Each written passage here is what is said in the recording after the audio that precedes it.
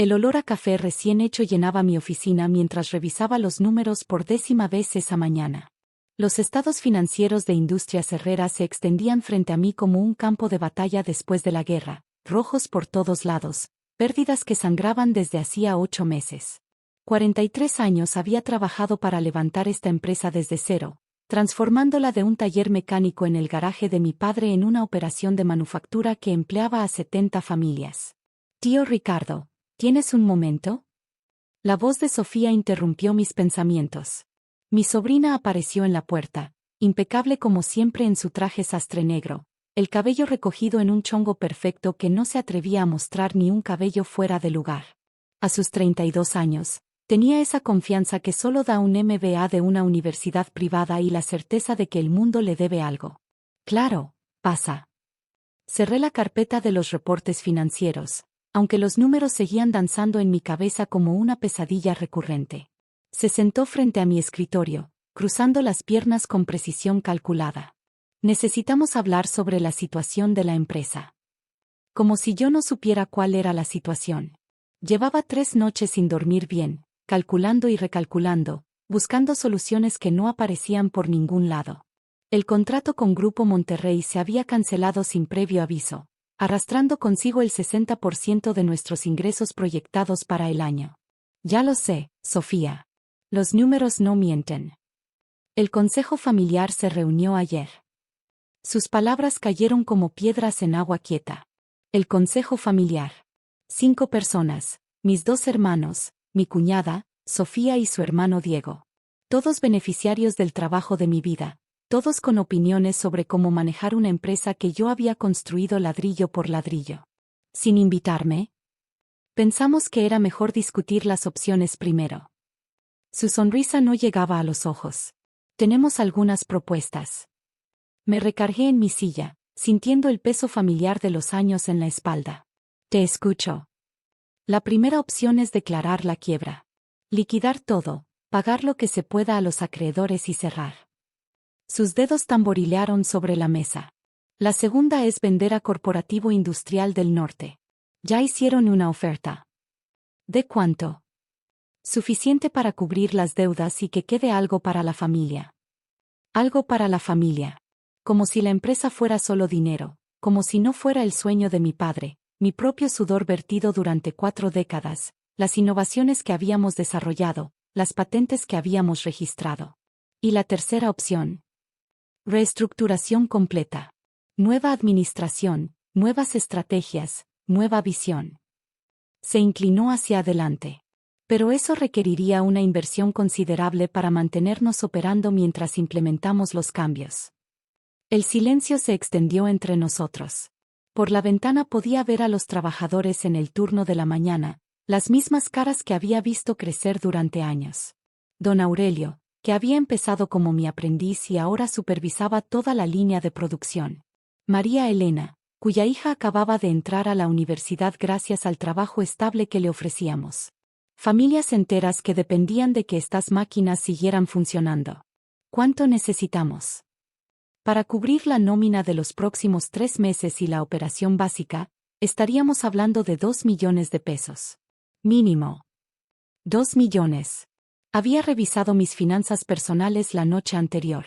Mi fondo de jubilación, mis ahorros de toda la vida, las inversiones que había hecho pensando en mis años dorados, sumaban exactamente 2.300.000 pesos. Yo puedo cubrirlo. Los ojos de Sofía se abrieron apenas 1 milímetro. ¿Cómo? Mis ahorros personales. Mi fondo de jubilación. Tío, eso es, ¿estás seguro? Es todo tu dinero. Todo mi dinero. La ironía no se me escapaba. Había trabajado toda la vida para ahorrar para mi retiro, y ahora estaba considerando gastarlo todo para salvar la empresa que me había impedido tener una vida personal normal, que había sido mi esposa, mis hijos, mi todo. Estoy seguro. Sería un préstamo, por supuesto. Con intereses competitivos. No me interesa el interés, Sofía. Me interesa que esta empresa siga funcionando. Se levantó, alisándose la falda. Lo discutiremos en el consejo. Te confirmo mañana. La reunión del consejo familiar se celebró al día siguiente en la sala de juntas, Esa misma mesa redonda donde habíamos tomado tantas decisiones importantes a lo largo de los años. Todos estaban ahí, mi hermano mayor Roberto, siempre serio detrás de sus lentes, mi hermano menor Javier, inquieto y tamborileando los dedos, mi cuñada Carmen, calculadora como siempre, Diego con su perpetua expresión de aburrimiento, y Sofía, dirigiendo la orquesta. Ricardo ha propuesto invertir sus ahorros personales para mantener la empresa operando, anunció Sofía como si fuera su idea. ¿Todo?, preguntó Roberto. 2.300.000 pesos, confirmé. Es lo que necesitamos para los próximos meses mientras reestructuramos. Es muy generoso de tu parte, dijo Carmen, aunque su tono sugería lo contrario. No es generosidad. Es supervivencia. Diego se incorporó en su silla. ¿Y si no funciona? ¿Si la reestructuración falla? Entonces habremos intentado todo. ¿O habremos perdido el dinero de la jubilación del tío Ricardo además de la empresa?, murmuró Javier. Ah, ahí estaba. La verdadera preocupación. No era mi dinero lo que les quitaba el sueño, era la posibilidad de que, si invertía mis ahorros y la empresa quebraba de todas formas, no habría nada que repartir entre ellos. La propuesta está sobre la mesa, dijo Sofía con su voz ejecutiva. ¿Alguna objeción? El silencio fue respuesta suficiente. Transferí el dinero esa misma tarde. 2.300.000 pesos de una cuenta de ahorros que había tardado 30 años en construir a la cuenta operativa de Industrias Herrera. Mientras veía los números cambiar en la pantalla de mi computadora, sentí algo extraño en el estómago. No era arrepentimiento exactamente, pero sí una sensación de vacío, como si hubiera entregado más que dinero. Los siguientes 3 meses fueron un torbellino de actividad. Renegociamos contratos con proveedores, implementamos nuevos procesos de producción, invertimos en maquinaria más eficiente. Yo trabajaba 16 horas al día, llegando antes del amanecer y saliendo cuando el turno nocturno ya estaba instalado. Fue durante esas semanas que comencé a notar los cambios sutiles. Las reuniones de las que no me enteraba hasta después. Los documentos que circulaban sin mi firma. Las decisiones que se tomaban para agilizar procesos sin consultarme. Es temporal, me dijo Sofía cuando le pregunté sobre una nueva política de recursos humanos que había aparecido de la nada. Mientras nos estabilizamos, es mejor tener líneas de autoridad más claras. Líneas de autoridad más claras. Como si 43 años al frente de la empresa no hubieran establecido ya quién era la autoridad. Pero estaba funcionando. Los números mejoraban semana tras semana. Los nuevos contratos que habíamos conseguido empezaban a rendir frutos. La nómina se pagaba puntualmente, los proveedores cobraban a tiempo, y por primera vez en meses, veía esperanza en los ojos de los trabajadores. Fue un martes por la mañana cuando todo cambió. Llegué a la oficina como siempre, a las 6:30 de la mañana, pero mi tarjeta de acceso no funcionó. Intenté 3 veces antes de que el guardia de seguridad, don Esteban, me abriera la puerta con una expresión incómoda. Buenos días, don Ricardo. Buenos días, Esteban. ¿Sabes qué pasa con mi tarjeta? No sé, señor. Desde ayer en la noche está así. Subí las escaleras hacia mi oficina, pero me detuve en seco al ver la puerta cerrada con llave. A través del vidrio esmerilado pude ver que habían movido mis cosas. Los archivos que siempre mantenía en mi escritorio habían desaparecido. Tío Ricardo. La voz de Sofía a mis espaldas me hizo voltear. Venía caminando por el pasillo con esa misma sonrisa que no llegaba a los ojos, pero ahora había algo diferente en su postura. Más erguida. Más segura. Mi oficina está cerrada. Sí. Necesitamos hablar. Me hizo una seña hacia la sala de juntas. ¿Puedes acompañarme? Caminamos en silencio. Dentro de la sala de juntas me esperaban Roberto y Diego. Carmen había enviado un mensaje disculpándose por no poder asistir, pero su voto ya estaba decidido. Javier ni siquiera se había molestado en responder. Me senté en mi lugar habitual, pero Sofía tomó la cabecera de la mesa. Ricardo, antes que nada, queremos agradecerte todo lo que has hecho por la empresa. Sofía tenía frente a ella una carpeta manila que no reconocí. Tu inversión nos ha dado el tiempo necesario para estabilizar la operación. Me da gusto escuchar eso. Sin embargo, Roberto se aclaró la garganta. El consejo ha decidido que es momento de hacer algunos cambios en la estructura directiva. Algunos cambios. Las palabras flotaron en el aire como humo. ¿Qué tipo de cambios? Sofía abrió la carpeta y sacó un documento. Hemos decidido nombrar una nueva dirección general. Alguien con una visión más contemporánea de hacia dónde debe ir la empresa. ¿Y quién sería esa persona? Yo. La sonrisa de Sofía finalmente llegó a sus ojos, pero no había calidez en ella. El consejo me ha nombrado directora general efectivo inmediato. El mundo se detuvo por un momento. 43 años de trabajo, 2.300.000 pesos de mis ahorros de toda la vida, las noches sin dormir, las decisiones difíciles, todo resumido en una frase pronunciada con la frialdad de quien lee el estado del clima. ¿Y mi posición? Bueno, esa es la conversación que necesitamos tener. Roberto se acomodó los lentes, incapaz de sostenerme la mirada. Creemos que sería mejor si tomaras un descanso. Un descanso. Un retiro anticipado, clarificó Diego. Has trabajado mucho, tío. Te mereces descansar. ¿Con qué dinero? Pensé, pero no lo dije. Entiendo. Me puse de pie lentamente. ¿Puedo preguntar cuándo tomaron esta decisión? El consejo se ha reunido varias veces en las últimas semanas, dijo Sofía. Todos estamos de acuerdo en que es lo mejor para la empresa. Todos. Mis 2 hermanos, mi cuñada, mis sobrinos. La familia por la que había sacrificado mi jubilación. Ya veo. Sofía se levantó también, extendiendo la mano hacia la puerta. Tu nueva posición se hará efectiva inmediatamente. Hemos preparado un paquete de separación que incluye. No me interesa el paquete de separación. Ricardo, sé que esto es difícil, pero... ¿Sabes qué es lo más curioso, Sofía? La interrumpí, caminando hacia la ventana que daba al patio de la fábrica. Durante todos estos años, siempre creí que la familia era lo más importante. La familia sigue siendo lo más importante. Por eso tomamos esta decisión. Para proteger el futuro de todos. Me volteé a verla. Para proteger el futuro de todos. Ya no encajas en la visión de futuro de la empresa, tío. Tu manera de hacer las cosas funcionó durante décadas, pero ahora necesitamos innovar, modernizarnos, pensar en grande. Pensar en grande. Con mis 2 millones de pesos. Tienes razón, dije finalmente. La sorpresa cruzó por su rostro. Claramente esperaba una pelea, gritos, súplicas. Pero yo tenía 68 años y había aprendido que algunas batallas se pelean de maneras que los jóvenes no entienden. ¿En serio? Completamente. Ya no encajo en su visión de futuro. Me dirigí hacia la puerta. Voy por mis cosas. Tu oficina ya está empacada. Todo está en cajas en. No me refiero a mi oficina.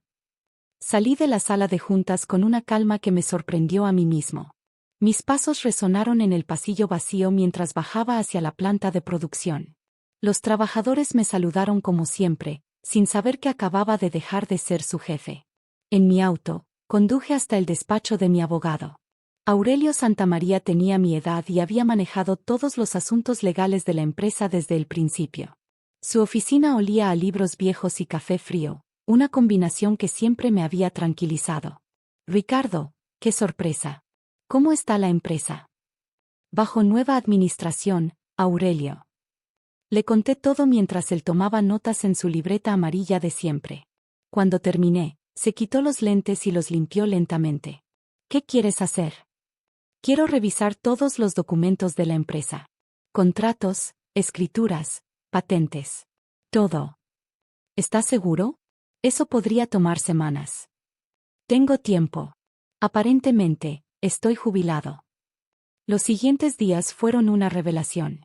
Sentado en la pequeña sala de archivos del despacho de Aurelio, revisé 30 años de documentos legales. Escrituras de propiedad, contratos de arrendamiento, registros de patentes, acuerdos comerciales. La empresa había crecido mucho desde sus inicios, pero había algo que nunca había cambiado. La propiedad del terreno donde estaba construida la fábrica seguía estando a mi nombre. También las 4 patentes principales que utilizábamos en nuestros procesos de manufactura, todas registradas bajo mi nombre personal en los años 80 y 90, cuando la empresa era mucho más pequeña y yo manejaba personalmente todos estos trámites. Mi familia había heredado acciones de la empresa, tenían voz y voto en las decisiones operativas, pero yo seguía siendo el propietario de los activos más importantes, el lugar donde operaban y la tecnología que utilizaban. Esto es interesante, murmuró Aurelio, revisando las escrituras del terreno. Técnicamente, ellos son inquilinos tuyos. ¿Inquilinos sin contrato de arrendamiento? Exacto. Han operado durante años asumiendo que tenían derecho al uso del terreno por ser parte de la familia. ¿Y las patentes? Están registradas a tu nombre. Son tuyas. Me recargué en la silla, sintiendo algo parecido a la paz por primera vez en semanas. Una semana después de mi retiro, recibí una llamada de Sofía. Tío, necesitamos hablar. Te escucho. Ha surgido un problema con nuestros abogados. Al parecer hay algunas irregularidades en los documentos de propiedad. ¿Qué tipo de irregularidades? Prefiero discutirlo en persona. ¿Puedes venir a la oficina? No tengo oficina, Sofía. ¿Recuerdas? Ya no encajo en la visión de futuro. Un silencio incómodo. ¿Podemos reunirnos en algún otro lado? Claro. En el restaurante La Hacienda, a las 2. Llegué puntual. Sofía ya estaba ahí, pero ahora su postura erguida había desaparecido. Se veía tensa, incómoda. La acompañaba un hombre que me presentó como el nuevo abogado corporativo de la empresa. Ricardo, gracias por venir. Sofía ni siquiera intentó sonreír esta vez. Hemos descubierto que existen algunos desafíos legales que no habíamos considerado. ¿Cómo cuáles? La propiedad del terreno donde opera la fábrica. ¿Qué tiene de especial? El abogado se inclinó hacia adelante. Señor Herrera, nuestros registros indican que usted es el propietario único del terreno donde está construida la planta de manufactura. Es correcto. También de las patentes principales que utiliza la empresa en sus procesos de producción. También correcto. Sofía se aclaró la garganta. No estábamos al tanto de esta situación. No estaban al tanto. 43 años trabajando juntos y no se habían tomado la molestia de revisar quién era dueño de qué. ¿Y qué proponen hacer al respecto? Bueno, el abogado consultó sus notas. Necesitaríamos formalizar un contrato de arrendamiento para el terreno y un acuerdo de licenciamiento para las patentes. ¿A qué costo? Eso sería parte de la negociación. Los miré a los dos durante un largo momento. Sofía había perdido completamente esa confianza que había desplegado una semana antes. El abogado se veía como si prefiriera estar en cualquier otro lugar. ¿Saben qué es lo curioso?, dije finalmente. Durante todos estos años, nunca cobré renta por el terreno. Nunca cobré regalías por las patentes. Todo se quedaba en la empresa, para el bien de la familia. Y te lo agradecemos, tío, pero ahora necesitamos formalizar. Ahora necesitan formalizar, repetí. Después de despedirme. Después de decirme que no encajo en su visión de futuro. Ricardo, podemos llegar a un acuerdo que beneficie a todos. Me puse de pie. Tienen razón. Podemos llegar a un acuerdo. Saqué mi teléfono y marqué un número. ¿Aurelio? Soy Ricardo. Sí, necesito que prepares los documentos que discutimos. Para mañana. Colgué y los miré. ¿Qué documentos?, preguntó Sofía. Desalojo. 30 días para desocupar el terreno. No puedes hacer eso. ¿No puedo? Es mi propiedad, Sofía. Y ustedes me despidieron, ¿recuerdan? Ya no soy empleado de la empresa, así que no tengo ninguna obligación con ella. Pero la empresa quebraría. No es mi problema. Yo ya no encajo en la visión de futuro, ¿verdad? El abogado intentó intervenir. Señor Herrera, estoy seguro de que podemos llegar a un acuerdo razonable. El acuerdo razonable era mantenerme como director general de la empresa que construí con mis propias manos. Ese barco ya zarpó. Sofía se veía pálida. ¿Qué quieres? Quiero mi empresa de vuelta. Eso es imposible. El consejo ya. El consejo puede votar todo lo que quiera, Sofía. Pero sin el terreno y sin las patentes, no tienen empresa que dirigir. Me dirigí hacia la puerta, pero me detuve. Ah, y una cosa más. Las licencias para usar las patentes vencen en 15 días. Después de eso, Cualquier uso no autorizado constituiría una violación de propiedad intelectual. Salí del restaurante sintiéndome más ligero de lo que me había sentido en años. Los siguientes días fueron un baile cuidadosamente coreografiado. Aurelio se encargó de todos los aspectos legales mientras yo esperaba en casa. No tuve que esperar mucho. Roberto me llamó al tercer día. Ricardo, necesitamos hablar. Todos. ¿Todos quiénes? La familia. El consejo. ¿El mismo consejo que me despidió? Por favor. Solo, ven. La reunión se celebró en el mismo lugar donde me habían corrido, la sala de juntas de Industrias Herrera. Pero esta vez, yo tenía todas las cartas. Sofía se veía demacrada. Roberto no paraba de limpiarse los lentes. Diego miraba al piso. Carmen por fin había aparecido, y Javier se veía como si hubiera estado bebiendo. Ricardo, comenzó Roberto, hemos estado discutiendo la situación y... ¿Qué situación? La del terreno. Y las patentes. Ah, esa situación. Me senté en mi antigua silla, en mi antigua mesa. ¿Qué han decidido? Sofía finalmente habló. Queremos saber qué necesitas para llegar a un acuerdo. Ya se los dije. Quiero mi empresa de vuelta. Tu posición como director general. No solo mi posición. Mi empresa.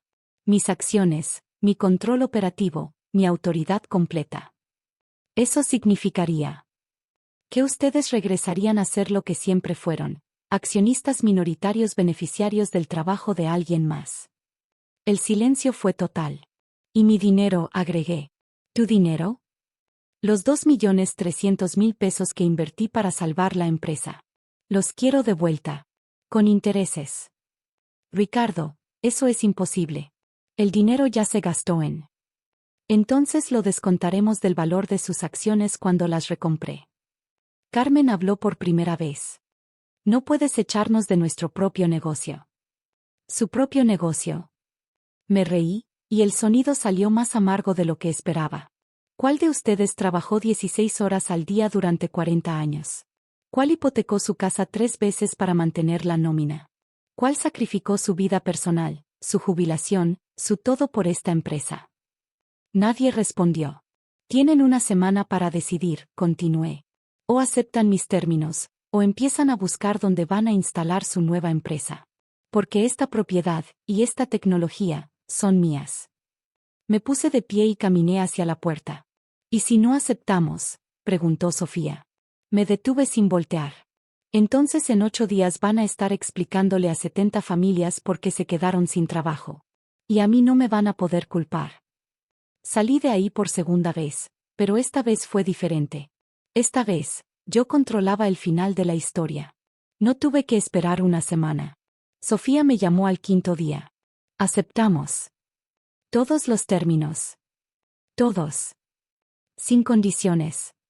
Un suspiro largo del otro lado de la línea. Sin condiciones. Perfecto. Aurelio preparará los documentos. Ricardo, ¿puedo preguntar algo?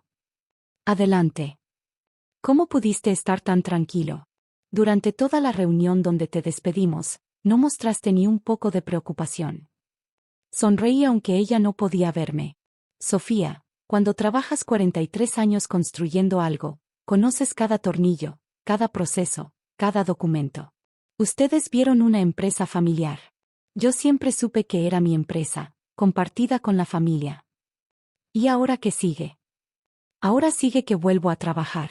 Y ustedes van a aprender qué significa realmente estar en el negocio familiar. Colgué el teléfono y miré por la ventana de mi casa.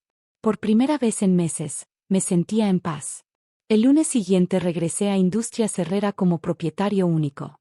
Mi primera decisión fue llamar a todos los trabajadores a una reunión general. Hace 2 semanas hubo algunos cambios administrativos que pudieron haberlos preocupado, les dije desde el pequeño estrado en el comedor de la empresa. Quiero que sepan que esos cambios se han revertido. Industrias Herrera sigue siendo una empresa familiar, y yo sigo siendo parte de esa familia. Don Aurelio levantó la mano. Eso significa que no habrá despidos. No habrá despidos. De hecho, con los nuevos contratos que tenemos, probablemente vamos a necesitar contratar más gente. Los rostros de alivio me dijeron todo lo que necesitaba saber. Mi segunda decisión fue renovar mi oficina. Los mismos muebles, los mismos archivos, pero con una placa nueva en la puerta: Ricardo Herrera, director general y propietario. Mi tercera decisión fue la más importante: establecer un fideicomiso que garantizara la continuidad de la empresa sin depender de las decisiones familiares. Cuando llegara el momento de mi verdadero retiro, la empresa pasaría a manos de los trabajadores, no de la familia. 6 meses después, Sofía pidió reunirse conmigo. ¿Cómo van las cosas?, le pregunté. Bien. Diferentes, pero bien. Se veía más madura, como si los últimos meses le hubieran enseñado algo que su MBA no había cubierto. ¿Puedo preguntarte algo? Claro. ¿Alguna vez consideraste realmente cerrar la empresa? ¿Dejar que quebráramos? La miré durante un largo momento. ¿Sabes qué es lo más difícil de ser el patriarca de una familia empresaria, Sofía? Negó con la cabeza. Que tienes que proteger a la familia de sí misma. Incluso cuando eso significa que te odien durante un tiempo. Se quedó callada. Nunca habría cerrado la empresa. Pero necesitaban entender que un negocio familiar no es un derecho hereditario.